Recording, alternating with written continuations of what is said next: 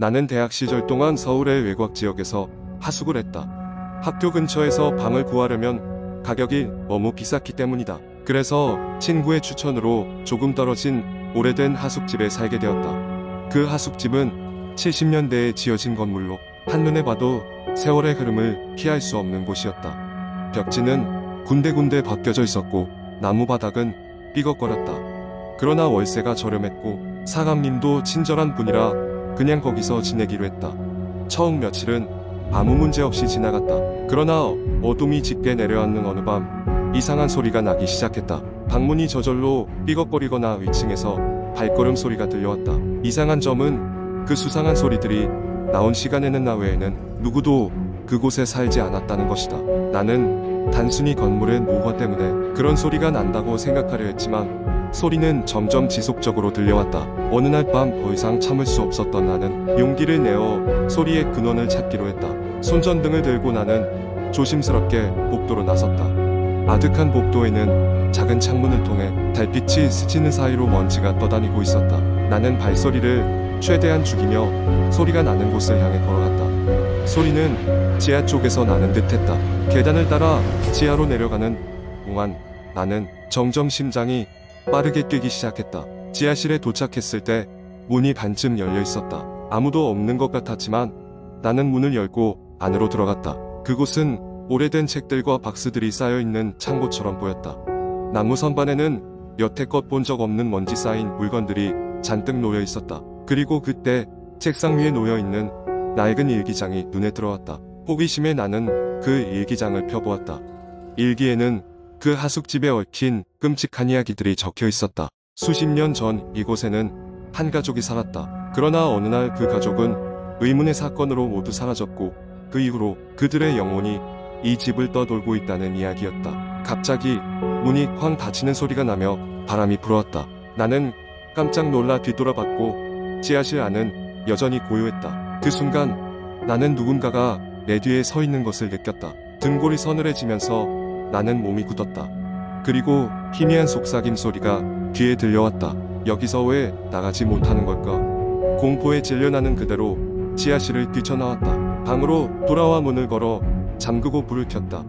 그날 밤 나는 한숨도 잘 수 없었다. 다음 날 아침 나는 바로 방을 빼기로 결정하고 짐을 쌌다. 사감님께 인사를 하고 그곳을 떠나면서 다시는 그 하숙집에 발을 들이지 않겠다는 결심을 했다. 이따금씩 그때의 속삭임이 생각날 때면 아직도 서늘한 기분이 들곤 한다. 시간이 흘러 친구에게 이 이야기를 전했더니 그 친구는 믿기 어렵다는 듯 웃으며 말했다. 그런데 내가 말한 지하실은 없어.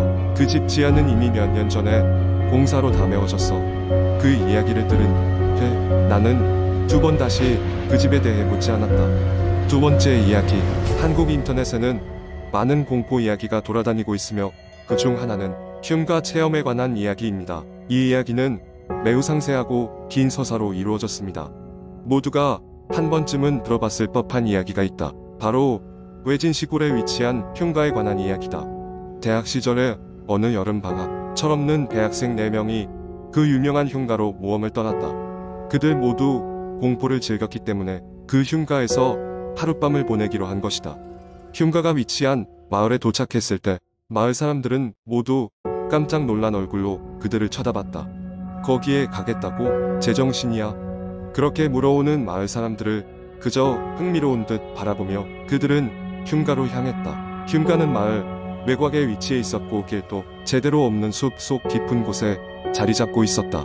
오랜 세월 동안 방치된 것이 분명하게 드러나는 고요하고 음침한 대저택이 그들 앞에 모습을 드러냈다. 식물들은 미친 듯이 자라나 있었고 집은 마치 살아있는 것처럼 그들을 으스스하게 맞이했다. 집 안으로 들어가니 먼지와 거미줄이 어수선하게 엉켜 있었다. 그들은 손전등을 켜서 주변을 둘러보았다. 첫 번째 방에서 오래된 사진과 책들이 널브러져 있는 것을 발견했다. 어린아이와 부모로 보이는 그림자가 흐릿하게 담긴 액자가 그 중 하나였다. 그들은 계속해서 방을 돌아다녔고 어느 순간 모두가 기분 나쁜 냄새를 맡기 시작했다. 이질적이고 불쾌한 냄새였다. 가장 용감했던 그들은 냄새의 근원을 찾아 아래층으로 향했다. 지하실 문을 열었을 때 그들은 눈앞에서 일어난 광경을 믿을 수가 없었다. 땅에 엎드려 있는 오래된 나무관이 하나 있었다. 더 놀라운 것은 관 뚜껑이 약간 열려 있었던 것이다. 호기심에 못 이긴 그들은 관으로 다가갔고 한 친구가 조심스럽게 뚜껑을 더 열어보았다. 그 순간 구엉이 같은 비명소리가 지하실에 울려 퍼졌다. 모두가 몸을 움츠리며 조용히 두리번거렸고 그중 하나는 관 안을 들여다보았다. 그러나 관은 텅 빈 상태였다. 갑작스럽게 지하실의 전등이 깜빡거리기 시작했다. 그리고 무언가가 재빨리 그들의 뒤를 지나갔다. 그것은 인간의 형체라고 하기엔 너무 빠르고 비정상적인 움직임이었다. 그들은 혼란에 빠져 밖으로 도망치기 시작했다. 밖으로 나와서야 잠시 안도했지만 무언가 잘못됐다는 걸 깨달았다. 집안에서의 경험은 그들의 머릿속에 악몽처럼 깊이 각인되었고 설명할 수 없는 끔찍한 공포가 마음속에 자리 잡았다. 그날 이후로 그들 중 한 명은 매일 밤 똑같은 악몽에 시달리며 잠을 설치게 되었다. 꿈속에서 그는 같은 지하실로 돌아가 다시 한번 그 관을 열어보게 되는데 매번 매서운 핏기가 없는 얼굴이 그를 내려다봤다 하며 소스라치게 놀라곤 했다. 그리고 그 이후 그들 사이에선 그저 미신이라고 여겼던 흉가 이야기가 더 이상 평범한 공포 체험담으로만 들리지 않았다. 아무도 다시는 그 흉가에 발을 들일 생각을 하지 않았고 그 경험은 그들 모두에게 가슴속 깊이 자리 잡은 채로 남았다. 그 사건은 그 마을에서도 전설 같은 이야기로 퍼져나갔다. 그들은 결국 그 흉가에서의 일을 누구에게도 자세히 말하지 않았다. 마을 사람들은 여전히 그 흉가를 우회했고 그것이 그곳에 어떻게 생겨났는지에 대해 많은 추측만이 무성할 뿐이었다. 세 번째 이야기. 나는 대학 시절 오전 강의를 끝내고 기숙사로 돌아왔다. 원룸이었지만 창밖으로 보이는 뒷산 전경이 마음에 들어서 이 방을 선택했다. 기숙사는 그다지 좋지 않았다. 오래된 건물이라 복도가 어둡고 층층마다 습기 냄새가 배어 있었다. 하지만 그날따라 기분이 아주 찜찜했다. 어떻게 표현해야 할지 모르겠지만 밤중에 깨어났을 때 문득 온몸이 얼어붙는 기분, 바로 그런 감정이었다. 방으로 들어가 책가방을 내려놓고 침대에 누워 천정을 바라보았다. 다행히 피곤해서 금방 잠들었다. 그런데 언제부턴가 끝없이 꿈이 이어졌다. 어두운 복도를 걸어가고 있었다. 연한 불빛만이 비치는 복도에서 나는 점점 깊이 더 깊은 곳으로 나아갔다. 한참을 걷다 보니 낡은 나무 문이 하나 보였다. 문이 저절로 열리자 마치 날 기다린 것처럼 느껴졌다. 내가 그 문 앞에 섰을 때 문틈 사이로 차가운 바람이 스쳤다. 이상한 느낌에 몸이 근질거렸다. 불길한 예감이 들었지만 마치 무언가에 홀린 듯 휘청이며 안으로 들어갔다. 그곳엔 아무것도 없었다. 어두컴컴한 방, 오직 가운데 한 곳에서 희미한 빛이 새어나올 뿐이었다. 빛을 향해 조심스레 다가갔다. 그 빛의 정체는 오래된 손목시계였다. 처음 보는 낡은 시계가 멈춰 서 있었다. 하지만 이상하게도 그것을 보는 순간 시간이 흐르는 것을 알았다. 그 방, 그 시계, 그리고 그 공간 모두가 나를 잡아삼킬 것 같은 기운을 뿜어냈다. 시계를 뚫어지게 보던 내게 이상한 이미지가 떠올랐다. 뒷산, 그리고 그 뒷산에 있는데도 결코 보지 못한 희미한 사내의 형상. 그 순간 등 뒤에서 쾅 하는 소리가 들리며 문이 닫혔다. 깜짝 놀라 뒤를 돌아보았다. 누군가가 나를 쳐다보고 있었다. 그것은 사람이 아니었다. 형체는 있으나 없는 듯, 있는 듯 없는 듯한 존재였다. 그녀는 천천히 손을 들어 나를 가리켰다. 그때 꿈속이라는 것을 깨달았다. 눈을 말똥말똥 뜨며 몸을 일으켰지만 아직 꿈이 끝나지 않은 것처럼 신체가 무겁고 뭔가 붙잡혀 있었다. 겨우겨우 눈을 떠 주변을 돌아보니 모든 게 똑같았다. 방, 창밖, 그리고 내 옆 침대 위에 놓인 낡은 손목시계. 깜짝 혼이 나간 나는 그대로 침대에서 뛰쳐나와 방을 나왔다. 복도는 여전히 어둡고 적막했다. 방 밖으로 나오니 마치 나를 따라오는 눈빛이 느껴지던 그때 그 무언가가 바로 내 옆을 스쳤다. 본능적으로 피하며 복도를 전력 질주했다. 한참을 달려 기숙사 밖으로 나갔다. 따스한 햇빛이 쏟아졌지만 기분은 여전히 찜찜했다. 이후 나는 결코 그 방으로 돌아가지 않았다. 그날 이후 기숙사에서 나오는 것과 동시에 이상하게도 방을 비우라는 통보를 받았다. 다행이라고 생각했다. 그리고 그 이해 기묘한 손목시계와 그 꿈에 대해 아무에게도 이야기하지 않았다. 지금도 꿈속에 그 시계와 눈빛을 잊지 않고 있다. 아마 내 무의식 어딘가에는 아직도 그 의미를 찾지 못한 질문들이 떠돌고 있을 것이다. 그리고 또다시 그 방에 들어가지 않기를 항상 바라고 있다. 네 번째 이야기. 그날 밤은 유난히도 누웠다. 비가 부슬부슬 내리는 가운데 짙은 안개가 촉촉하게 내리깔려 있었다.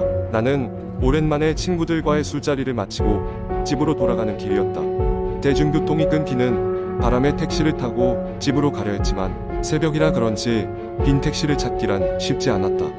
어쩔 수 없이 조금 걷기로 마음먹고 익숙한 거리로 발걸음을 옮겼다. 그러나 얼마 지나지 않아 나는 이 거리가 낯설게 느껴지기 시작했다. 평소 자주 다니던 길이었으나 어딘지 모르게 기이한 기운이 흘러나왔고 길가에 늘어선 가로등은 희미한 불빛만을 내뿜고 있었다. 그때였다. 뒤에서 이상한 소리가 들려왔다. 처음엔 빗소리라 생각했지만 그것은 분명한 발걸음 소리였다. 무심코 뒤를 돌아봤지만 거기엔 아무것도 없었다. 마음을 가다듬고 다시 걷기 시작했지만 이번엔 더욱 뚜렷한 기척이 느껴졌다. 누군가 내 뒤를 따라오고 있다는 느낌에 가슴이 서늘해졌다. 나는 부랴부랴 골목길로 들어섰다. 하지만 그럴수록 발걸음 소리는 더 분명하게 들렸다. 순간 멈춰서서 내 뒤를 돌아봤다. 그리고 나는 그 순간 심장이 멎는 줄 알았다. 어두운 골목 끝에서부터 한 여자가 나타나고 있었다. 긴 생머리가 비에 젖어 얼굴을 가리고 있었고 희미한 불빛 아래 그녀의 흰 옷이 무척이나 눈에 띄었다. 그 여자는 고개를 푹 숙인 채 천천히 내 쪽으로 걸어오고 있었다. 나는 무엇 때문인지 모르게 그녀에게서 눈을 뗄 수 없었다.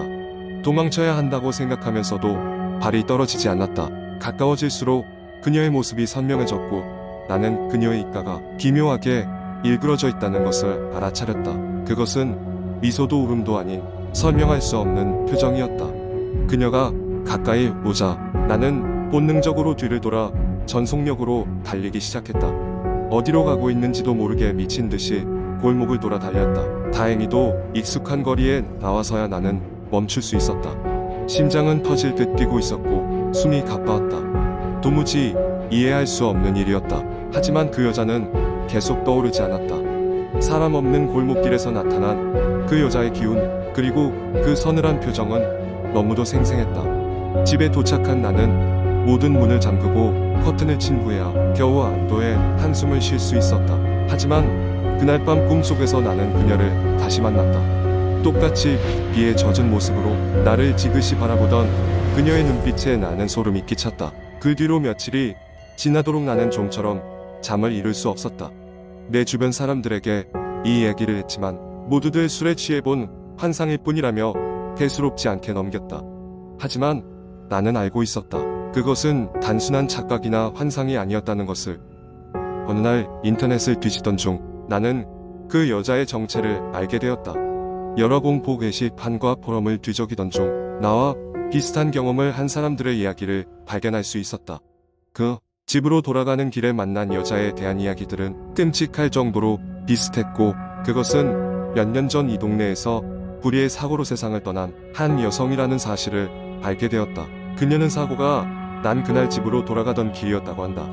그 이후로 그녀의 영혼이 길을 잃고 같은 장소를 맴돌고 있다는 전설이 있었다. 나는 이 얘기를 읽고 나서야 비로소 그날 밤의 경험이 우연이 아님을 확신하게 되었다. 지금도 나는 밤길을 나설 때마다 뒤를 돌아보거나 혹시나 그녀가 다시 나타날까 두려워서 말이다. 하지만 나는 알고 있다. 그녀가 나를 찾아오는 날까지 계속해서 길을 잃고 떠돌며 나타날 것임을. 그리고 그날 밤에 그녀가 내게 전하고자 했던 것이 무엇인지 아마 영원히 알 수 없을 것이다.